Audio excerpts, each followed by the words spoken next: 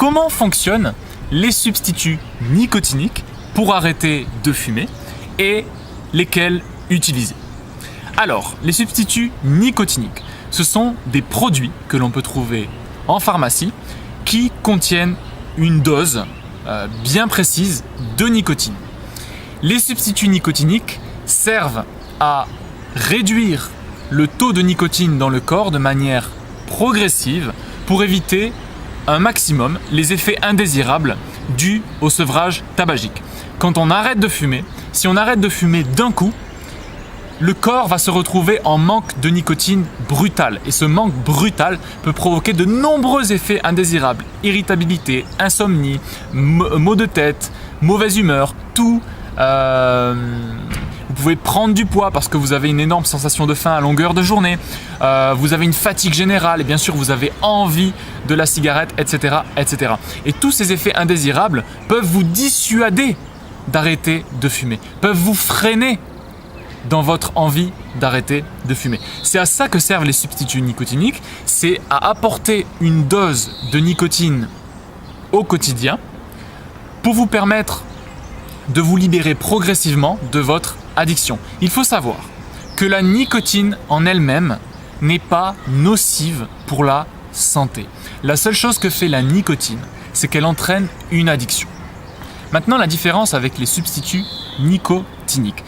On va prendre le premier exemple de substitut nicotinique. Il y en a deux. Le premier type de substitut nicotinique, ce sont les patchs. Donc ce sont des patchs qu'on colle à l'épaule ou à la cuisse ou n'importe où sur le corps. Enfin, demandez évidemment conseil à votre tabacologue ou à Tabac Info Service au 39 89. Donc ces patchs, ils servent à diffuser en continu de la nicotine dans la journée. On peut ou pas les utiliser pendant la nuit. Ça, c'est à voir aussi avec votre médecin et en fonction de si vous arrivez à dormir avec. Parce qu'il faut savoir que la nicotine est un excitant. Bref, l'avantage d'utiliser les patchs la nuit, c'est que ça permet d'éviter les grosses envies de fumer le matin. Donc si vous êtes du genre à avoir des grosses envies de fumer le matin, ça peut être une bonne solution. Donc c'est vraiment à voir en fonction de vous, en fonction de vos réactions. Donc ces patchs-là diffusent de la nicotine en continu dans le corps, à la différence de la cigarette. Parce que la cigarette, elle diffuse de la nicotine de manière ponctuelle. On fume une clope et ça fait un pic de nicotine dans le corps. Les patchs, c'est différent. Elles se diffusent en continu, la nicotine. Et ça va permettre de se libérer de l'accoutumance à la nicotine. Et la transition entre les différents dosages est censée se faire en douceur, sans ressentir le manque, ou en tout cas très peu. Donc ça, c'était la première chose, les patchs. Ensuite, vous avez aussi un deuxième type de substituts qui sont des substituts ponctuels, on va dire, des substituts qui vont vous apporter un pic de nicotine lorsque vous avez des pulsions. Vous avez par exemple des sprays à vaporiser dans la bouche, vous avez des pastilles à sucer, vous avez des gommes à mâcher et vous avez également des comprimés à avaler. Voilà.